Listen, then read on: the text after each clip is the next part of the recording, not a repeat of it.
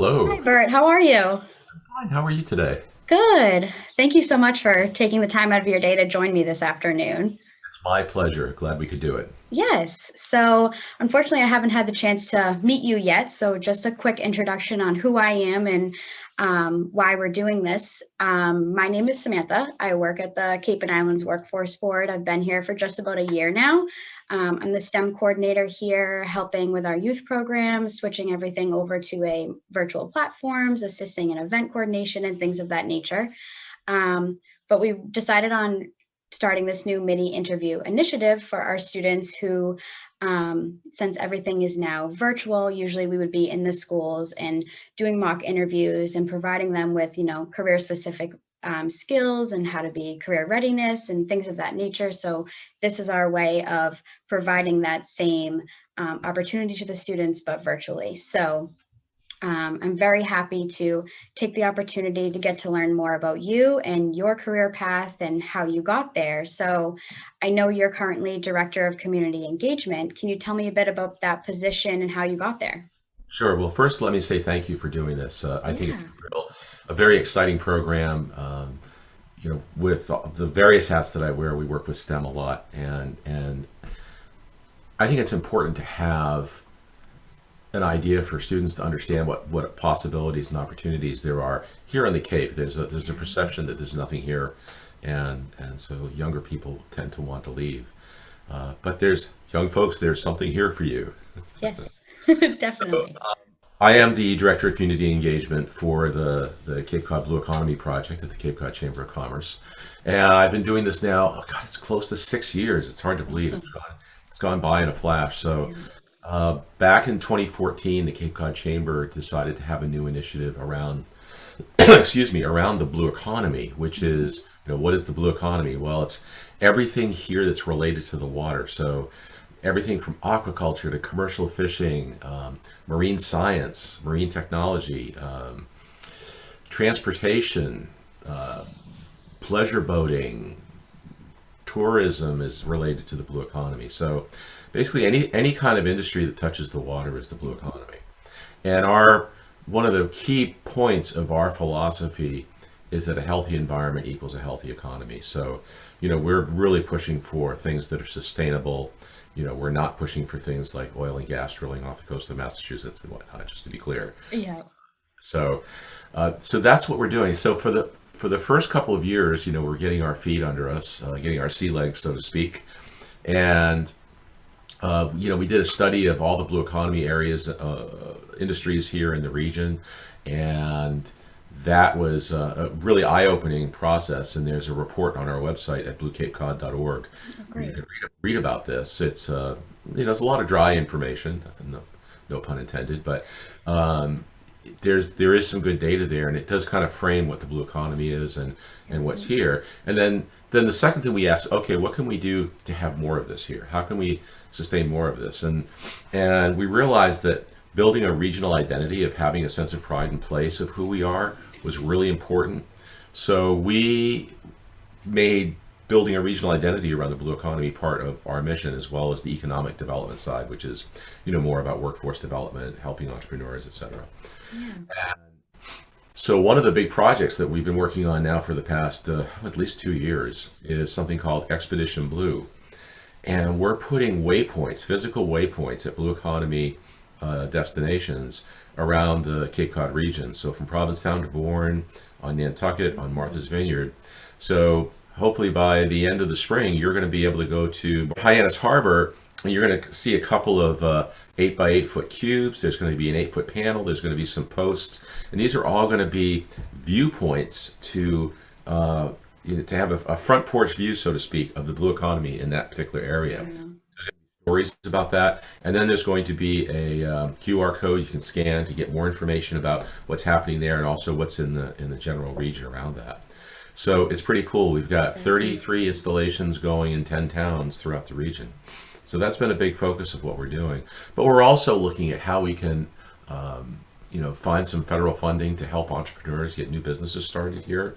Um, you know, for those who don't know, the marine science technology industry is huge down in the Woods Hole area, that whole stretch from from Falmouth up to the bridge and over the bridge too. But we care more about what's happening here. Yep, So that's there's, fantastic. there's a company that used to be called Hydroid, and now it's Huntington Ingalls Industries Okay. in Pocasset, in Falmouth, and they build autonomous underwater vehicles. They build robots that swim under the water and collect information and then come back and report back on the information. And it was Wow. actually one of these autonomous underwater vehicles that found the Air France jet that crashed in the Pacific in the Atlantic Ocean, 8-9 years ago. Dr. Dave Gallo from Woods Hole Oceanographic used one of these, the Remus 6000, which means it can go down to 6,000 meters, and he found the jet using that. So, Wow. there's lots of great applications for that. There's companies that are looking at the science of the blood of horseshoe crabs to make medicine. There's people who are making, building other kinds of sensing equipment to study more about the ocean. People are developing ways of having breakaway ropes for buoys for, because whales get entangled in fishing gear and whatnot. So if you have things that can break away when the whales pass by, but still have a way of going back and getting your stuff. Right. So people are developing things like that. There's all kinds of stuff that's happening. Wow. It's really exciting. It seems as though the opportunities are endless, and that's why this is great for the students to hear that, because there's many avenues they can take within the blue economy. Well, I think we're going to talk about waterworks a little bit later, but Yes. that's one of the projects that we did to really help showcase what's happening here. Right. Now, Bert, you mentioned you have been with the chamber for 6 years. Um, how long have you been actively involved in preserving the environment and developing a sustainable future for our economy before that? What spiked your interest? Well, I've always had an interest in it. So, since I was old enough to be aware of it, when I was a kid, my sister was the first aquatic biologist ever hired by the New York State Conservation Department back in the late 60s. She's a lot older than me, I will put that. But so, this idea of conservation has always been, part of my blood growing up. Right. And, I've always lived in areas, I lived in Cape Cod, I lived in the Virgin Islands before that, where, water and caring for the water and caring for the environment is something that is front and center, because in places like this, you see immediately what the results are when you don't take care of something. Hmm. You Right. get immediate feedback. It's not as insidious as it is in other places. Right. So I've always believed in that. And back in 2010, 2011, we I was involved with the Cape Cod Technology Council, as I am now, but we helped organize something called the Smarter Cape Summit, the first Smarter Cape Summit, which happened in 2011. It was originally around broadband and helping to bring, how can we bring more ubiquitous broadband to our region, but we also, the Cape Cod Commission had a real big part in wastewater, what was happening with wastewater in our area, and it was that was a real eye opener for me, because I knew what would happen if wastewater got into the water, and you had like bacterial contamination, Right. but the actual chemical reactions of nitrogen and whatnot and how that impacted things was not something that I had been aware of. So it was a real eye opener for me. So I've been, probably since then, we did 5 Smarter Cape Summits in total between 2011 and 2015. And I was, heavily involved in all those. And then that's kind of led into, when the chambers wanted to do more blue economy stuff, it seemed like a good fit. Hmm. Now, also, you touched upon about the Cape Cod Technology Council, and I know you are CEO there. We've also touched upon how innovative the region is. Can you talk about any new initiatives that's happening at the Cape Cod Technology Council and what innovation that they've been up to?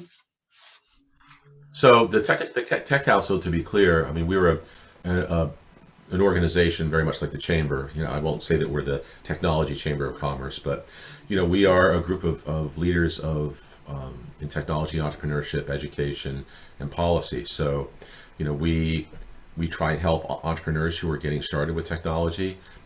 We promote education. We have a monthly First Friday.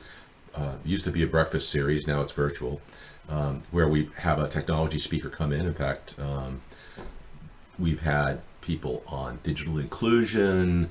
We've had people from Hydroid, Huntington Ingalls. We've had people speak about broadband. We've in our some of our future events coming up. We've got Vineyard Wind, speaking about what they're doing. So it's a really broad range of topics. We also do some more casual conversations with tech people in the region. We help promote the Cape Cod Community College. They have a great technology program, especially continuing education for professionals. There's lots of things that are there, and also some courseware for people who want to get into learning more about we talk about broadband and fiber optic networking. How do you do that? How do you splice fiber? That's a skill set that people need to know. What do you need to know to help maintain wind turbines? So those kinds of things are being happening. And one of the things that we've been a part of since its inception back in the late 2000s is Open Cape, which is the nonprofit organization that is trying to bring fiber optic broadband to the region. And they got a grant in 2009 to build a middle mile network, which is sort of like building the Route 6 of the internet. And now they're working on last mile. And one of the exciting projects right now is that some of the towns are stepping up and seeing how can we do like a municipal fiber network within our town that can connect into this Open Cape pipe. So Falmouth is very far down the road on that, and I know that some other towns are looking at Falmouth's model to see what can happen going forward, because right now we have one incumbent provider for internet here, and most people are not entirely satisfied with that. Right. And not only for expense and other inconveniences, but the type of service that's available is sort of it's one type of service. So Right. yeah. That makes sense. Now, also, we are currently updating our regional blueprint, and the blue economy is a big part of that. And we've mentioned how important it is to the region. So, how would you like to see the Workforce Board capture the blue economy within our blueprint? Well, I would say certainly take a good look at our implementation plan and to see what kind of opportunities there are, see what's here, and what kind of skill sets are going to be needed, for working in the blue economy going forward. I mentioned things like offshore wind. There's going to be a big boom for a while it's being built, and then after the wind farms are built, there's going to be maintenance that's ongoing for that. Sure. So everything there's going to be. I think you're going to see some shifts in the technology of marine transportation. Like for example, Cape Air is looking at buying electric airplanes, Wow. which is really, really cool. Wow. That's awesome. Because they're very energy conscious, Hmm. and conservation conscious. They've got solar panels everywhere, but Yep. the airplanes are flying on fossil fuel. Yeah. So there's a company in Israel that's starting to build electric airplanes. It's basically, as Dan Wolf says, it's a flying battery, True. and so they're looking to bring that. And then how do they generate the electricity to do that? But so that kind of technology is going to start happening in the marine industry as well, where you pour hundreds of gallons of gasoline in a boat and go out for the day, and you spend a couple $100s in gasoline just to tour around for a little bit. Right. There's going to be electric boats that are going to be coming down the pike, so I think that's really cool. That's awesome. And we're very lucky. We have two vocational tech high schools here on the Cape, in Harwich and in Bourne, and marine technology is part of what they're working on there. So those Right. guys are pretty lucky. I think they're going to get some ground level exposure to some of the new things that are coming down the pike. Right. That's awesome. That's fantastic. I haven't heard of the electric airplanes yet, so I'll have to keep that in mind to look into. So yes, we mentioned Waterworks very briefly. I know unfortunately due to COVID, the event couldn't take place this year. Is there any future planning for the event next year, or what that's going to look like? So, I mean, we actually had a real spirited conversation about trying to do Waterworks virtually this year, Right. in January. And just for those who don't know, Waterworks is it's basically a blue economy career day, and we had it for 2 years running. It was in January at the Cape Cod Community College.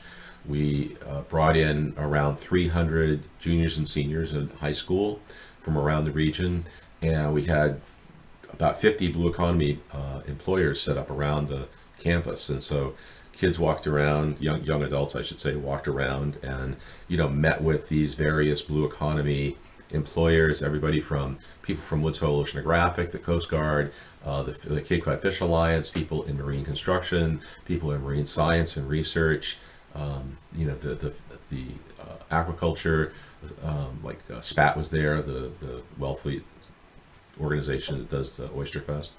So it was a really fun event and a lot of buzz, a lot of energy. We had keynote at the end, and we had Dr. Greg Skolmel last year.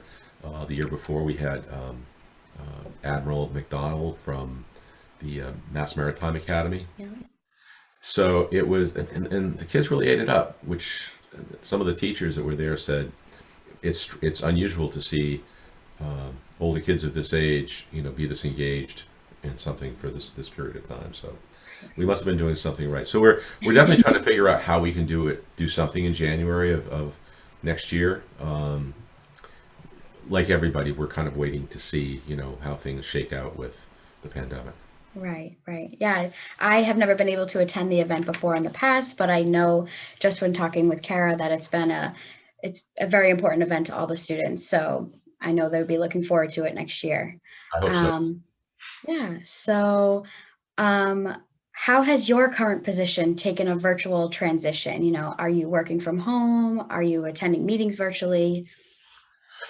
Well, I've worked from home a lot anyway. Okay. The my role with the chamber is, I'm like a special projects guy. So Okay. that I didn't have an office at the chamber, so the plan was to work from home anyway. The Technology Council, we're a virtual company. We don't have a physical location. Now that being said, I would spend a lot of time. I live in Brewster. I would spend a lot of time in Hyannis, and park myself at Cape Space for a while, or the Cape Cod Chamber has what they call the launch pad down in the basement of the chamber, where basically anybody can come to and work. There's places to All sit. right. So I would go there. So that obviously hasn't happened for about a year, and I do a lot of. I've got like 4 meetings today. You're Yeah. one of them. And that was, kind of how my life was back then, but it was mostly driving around meeting people. So I'm saving a lot on gas. Yeah, that's a plus. I'm as busy as I ever was, and with the virtual meeting has made it easier to meet, which is good in some ways and maybe not as good in others.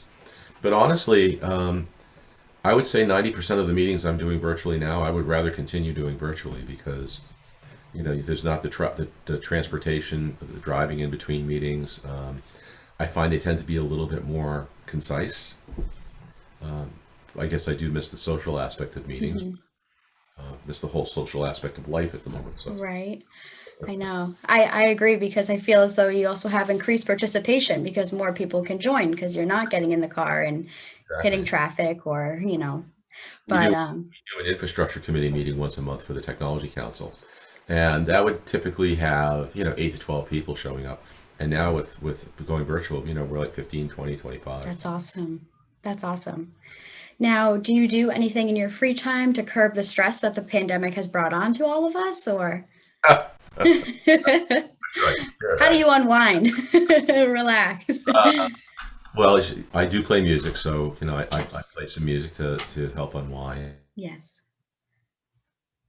Yeah. I'm probably more focused now on self-care than I have been in the past. So, I try and meditate a little bit Yeah. more than I was, and just be conscious of.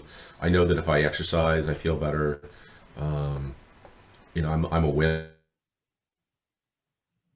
I don't like to go for a walk or something like that. Right. But watch the diet, less sugar. So you just trying to be conscious of things like that. Definitely. Now, so you mentioned that you're an active musician. Yeah, With your what's that? I was. Oh, you were. Okay, so not anymore. Well, not since the last year. I mean, True. we've done a couple of virtual gigs, but Right. um, Not as that. it's Yeah. Yeah, I mean, the last few years I've done, anywhere from 70 to 90 shows a year. Okay. Right. And last year I think I did three or four because the winter's quiet before things shut Right. down. And I did two virtual gigs in the summer, and that's it. Wow. Wow. So with not only you participating in music, but with your career, has there been a mentor either way? Well, I mean, on the, the like the chamber tech council side, Mm-hmm. I consider Wendy Northcross a mentor, Mm-hmm. because she is, she has such grace in terms of how she deals with everything, and she has a big heart when it comes to, how she approaches things. She's got a very honest approach, and she's terribly competent. So Yeah. I mean, I look at people like that. My colleague that I work with on the Blue Economy Project, Leslie Ann McGee, Yeah. is unbelievably smart and organized and capable of just doing so much at once, and looking at big picture things and process. And I love being around people like that. Right. Right. You know, one one of the things I've been an entrepreneur most of my life as well, and one of the things that if I could go back and have a chat with my 22, 23, 24-year old self, because that's about when I started in business, is know yourself, know where your strengths are, know where your challenges are, and either work to get those challenges up to speed or bring in people to help you with those things, and don't try and do everything yourself, because I'm guilty of doing everything myself. Yeah. I Yeah. still I still do that, but I try and delegate and ask for help. Right. Right.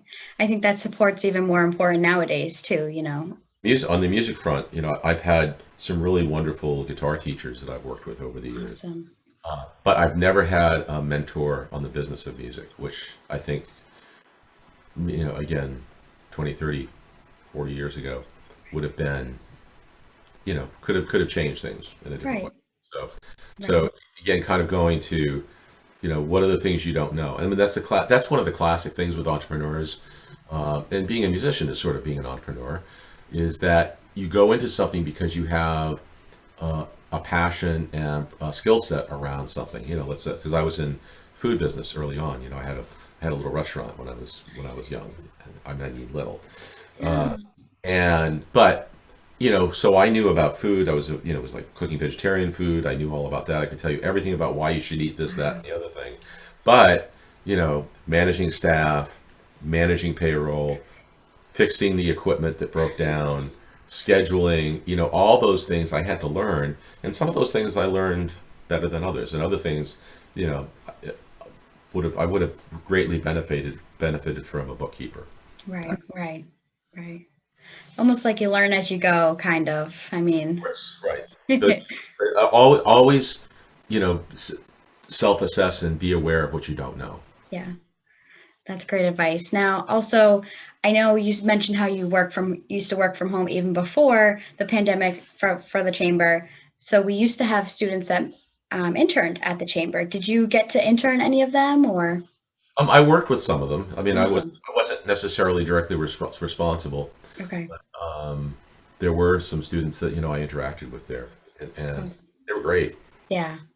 And my last question would be, I know you touched on multiple different pieces of advice for young adults, but is there one piece of advice you would give to a student who is interested in pursuing a career in the blue economy? Um, take the time to learn about what's out there, and chances are,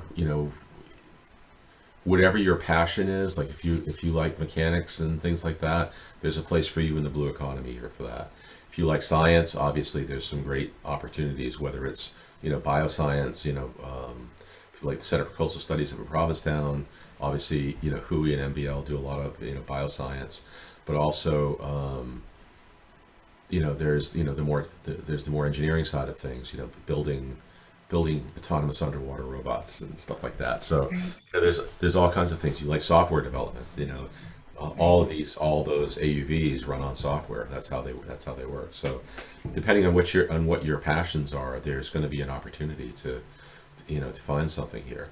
And yeah, and I think it's a great opportunity. I mean, the Cape is it's such a hub for blue economy type things, and like in terms of ocean research, we are the center of the universe.